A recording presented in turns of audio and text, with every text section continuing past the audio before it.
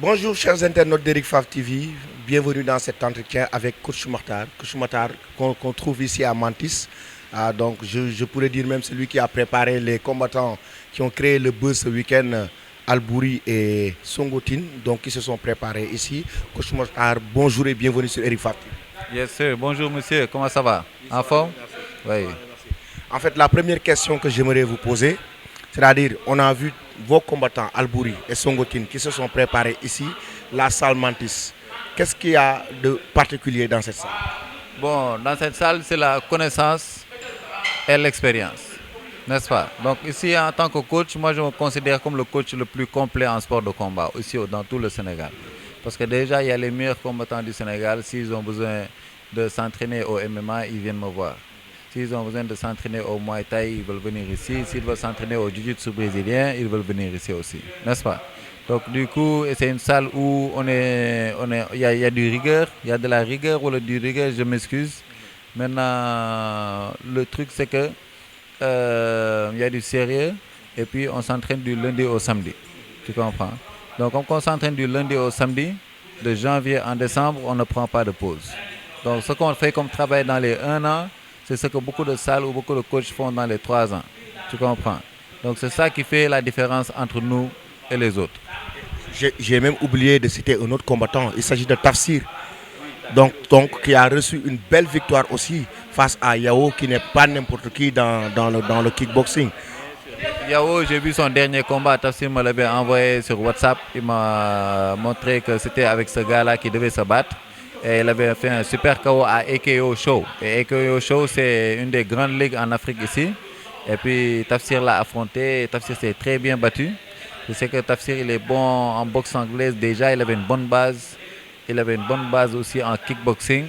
Mais lorsque ça venait de Muay Thai, clinching, les coups de genoux, ça, c'était un peu une lacune, quoi. Donc du coup, ici, il a bien amélioré son Muay Thai. Il a amélioré son jeu de genoux, les combats, le clinching et tout ça. C'est vrai que c'était un combat de K1, il y avait des genoux. Mais dans le combat rapproché, il s'est bien débrouillé. Et le combat rapproché, c'est le Muay Thai qui t'aide pour t'améliorer, pour bien te défendre ou quoi que ce soit. Et justement, parlant de Tafsir, comment vous trouvez notamment son avenir dans les sports de combat? Parce qu'on voit que c'est un jeune qui est très dynamique. On l'a vu face à Yao, il a créé pas mal de difficultés, hein, à Yao qui a été préparé par David Coppola en Côte d'Ivoire. Et puis, personnellement, je pense que son combat, c'était le meilleur combat de la soirée parce que c'était le combat professionnel. Aujourd'hui, comment tu vois son avenir dans les arts martiaux, que ce soit en kickboxing ou en MMA? Bon, c'est vrai que son adversaire était très expérimenté et le combat, c'était, comme tu as dit, je suis d'accord, c'était le meilleur combat de la soirée. C'était très technique et c'était pas trop bruyant parce que j'étais pas là, mais j'ai regardé les combats, mais beaucoup de combats, il y avait des trucs qui étaient incertains. Je ne savais pas si c'était des combats de kickboxing ou c'était des combats de Muay Thai ou K1. Mais leur combat était clean et tu vois que c'est deux gars qui ont de l'expérience qui se battaient. Donc là, du coup, je trouve qu'il a beaucoup, beaucoup de potentiel. Et comme je lui ai déjà dit, on a discuté plusieurs fois, je lui ai juste dit de voir exactement ce qu'il veut faire comme sport de combat spécifique pour lui et puis de se focaliser dessus. Si c'est du MMA et du K1, il se concentre carrément sur le K1 et le MMA, Jiu-Jitsu brésilien, Muay Thai et tout ça, tu vois. Et puis, il pourra rentrer, il a le potentiel de rentrer dans les plus grandes ligues du monde s'il s'entraîne régulièrement et il met les heures qu'il faut. Parce que c'est l'entraînement qui paye, c'est le travail qui paye, n'est-ce pas? Donc, il y a beaucoup de gens qui ont du talent, mais pour arriver à ce stage-là, c'est du travail. Et c'est de la, comment on appelle ça, perseverance. Donc, persévérer dans ces trucs-là, quoi. Exactement. Il y a aussi, après Tafsir, il y a Songotin aussi qui s'est préparé ici. On a vu lui aussi, il a enregistré une victoire face à Boussite en 3 semaines de préparation. Comment il est arrivé pour son premier combat de kickboxing à maîtriser notamment les secrets du kickboxing et tout. Ouais, bon, Songotin aussi, il avait quand même une bonne base, puis il s'est investi vraiment à sa préparation. Parce que non seulement avec les entraînements qu'il faisait à la salle, il faisait aussi des cours en ligne, des cours de coordination, de placement et des affaires comme ça. Ça veut dire qu'il voulait vraiment gagner. Donc ça, des fois, c'est nous, les coachs, on aide les combattants à débloquer certains trucs. mais aussi le combattant lui-même met des trucs en extra pour se donner plus de chances pour gagner. Donc c'était un très bon combat. C'est vrai que c'était un peu brouillon un peu au début, mais c'était un bon combat honnêtement pour deux débutants, disons, n'est-ce pas? Donc pour deux débutants, c'était de bons combats honnêtement. Maintenant, après donc, Songotin, il y a aussi Albouri. Donc, le fameux Albouri, hein, Albouri donc, qui a aussi fait le buzz avec son combat face à Lamine Sen. Donc, c'était un magnifique combat de MMA, le combat d'exhibition. D'ailleurs, même ses supporters pensaient que Albouri devait enregistrer une victoire alors que c'était un combat d'exhibition.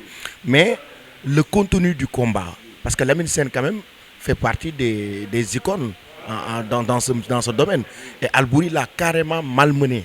Comment Albouri, vraiment qui est un lutteur, hein, qui exerce la lutte avec frappe, arrive à malmener un professionnel comme Lamine Sen? Lamine Sen, exactement.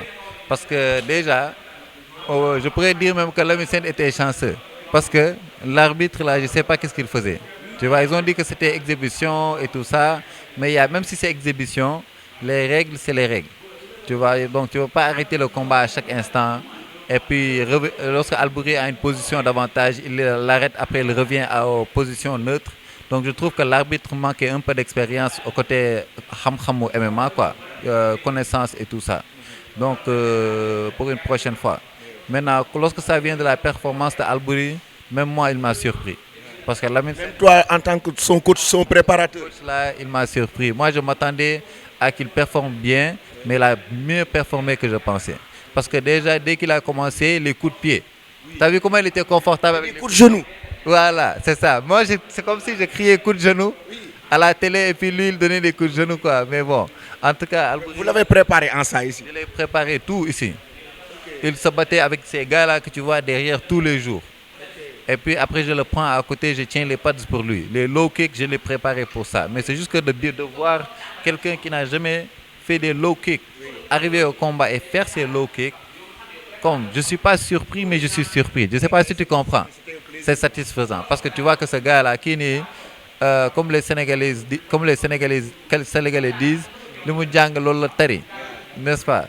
C'est ça, c'est qu'il a bien exécuté le game plan comme il faut. So, it was a good fight. Yeah. Et c'était vraiment un combat magnifique pour lui.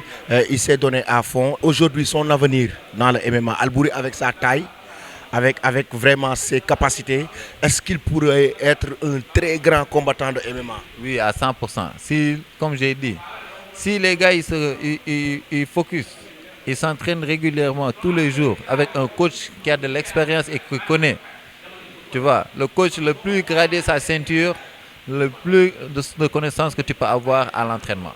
Le coach le moins gradé sa ceinture, le moins de connaissances que tu peux avoir à l'entraînement. Maintenant, c'est aux combattants de choisir qui veut qui les prépare. C'est à eux de voir.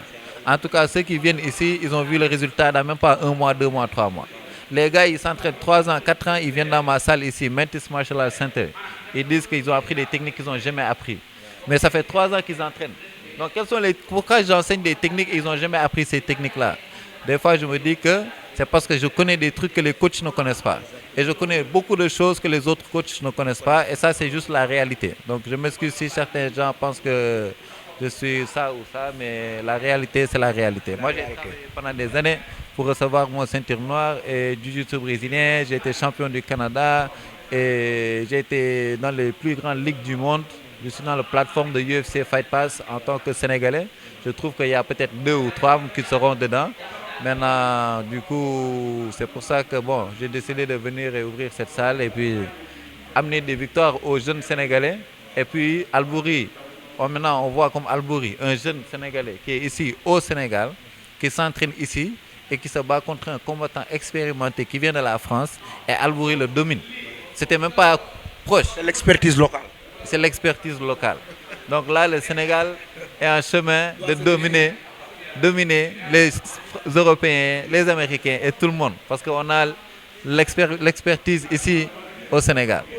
Justement, parlant même de combat, il y a aussi un événement qui aura lieu le 19 juillet, donc au Grand Théâtre, un événement de Muay Thai, il y aura aussi du MMA dedans. Donc l'événement là, au niveau préparation, ça, vraiment, est-ce que vous pouvez donner en tout cas des informations aux Sénégalais par rapport à cet événement important qui aura lieu le 19 juillet? Ouais, le 19, ça va être un événement de sport de combat. Donc ça sera au Grand Théâtre National le 19 juillet à 19h. Premier combat commence. On aura 10 combats sur la carte principale. 5 combats de Muay Thai amateur, 3 combats de MMA amateur et 2 combats de boxe anglaise amateur. Donc on aura les meilleurs athlètes amateurs du Sénégal qui vont compétir dans cet événement. Des jeunes très talentueux. Si je parle des meilleurs talents du Sénégal en MMA, c'est parce que moi, le coach qui a fait plusieurs victoires ici au Sénégal depuis que je suis venu, moi je vous dis ça veut dire que c'est vrai. Et moi, je peux identifier qui est un vrai combattant et qui est un combattant de la comédie. Tu comprends ce que je veux dire? Donc, du coup, ça, c'est un vrai combat qui va se passer le 19 juillet avec des vrais combattants, avec une vraie organisation par des gens très expérimentés dans le MMA, dans le Muay Thai et dans la boxe anglaise. Donc, je vous demande de venir regarder par vous-même et voir. Et il y aura du spectacle aussi, il y aura des performances. Et puis, on aura la présence aussi même des autorités du Sénégal qui vont venir pour voir ces belles Moi, j'appelle cet événement la Ligue des Champions. Parce que si vous regroupez les meilleurs combattants amateurs du Sénégal, les meilleurs combattants en semi-pro ou bien même en professionnel pour le MMA, ça veut dire que c'est une Ligue des Champions. Exactement, c'est la Ligue des Champions du Sénégal, n'est-ce pas? Parce qu'on a des jeunes ici qu'on ne connaît pas encore, qu'on n'a pas encore découvert. Mais si tu les amènes en Afrique du Sud, en Nigeria et qui est au show, ils vont surprendre tout le monde. Mais ils ont besoin de cet événement-là pour que les gens puissent les découvrir, pour que les gens puissent leur donner leur chance aussi, n'est-ce pas? Et non seulement comme on a vu ces belles combats ce week-end dernier, on pourra avoir encore des combats de plus haut niveau et aussi on pourra découvrir des jeunes aussi qu'on pourra mettre dans d'autres événements pour qu'ils puissent briller, quoi. Et le but c'est de faire briller cette jeunesse inconnue, n'est-ce pas? Donc, il y a vraiment des combattants très talentueux, mais les gens ne les connaissent pas. Voilà, exactement. Et c'est ces gens-là qui vont être des champions du monde dans le futur, n'est-ce pas? Parce que c'est vrai que c'est bon, c'est du spectacle, on aura des combattants, lutteurs qui sont connus, qui font des combats comme Boussiter, Songotin, des Boucher Ketchup, tu vois, ça c'est des combattants de la comédie, quoi, tu vois. Mais en vrai, des combattants qui vont aller dans les PFL, Ares, One Championship, ces grandes ligues-là, ces jeunes-là, ils sont en train de travailler jour et nuit pour performer le 19. Voilà, et c'est des jeunes, donc ils ont l'avenir devant eux. Et comme ils ont l'avenir devant eux, moi je suis sûr que la plupart de ces jeunes finiront dans les plus grandes ligues. Et c'est moi le coach qui dit ça, n'est-ce pas? Donc rendez-vous le 19 juillet. Donc ce sera au Grand Théâtre, un événement à ne pas rater, un événement inédit au Grand Théâtre National. Donc ce sera vraiment, moi j'appelle cet événement la Ligue des Champions. Pourquoi? Parce que ça regroupe les meilleurs combattants du Sénégal. Merci beaucoup, coach Matar, encore une fois. Merci, hein, c'est gentil.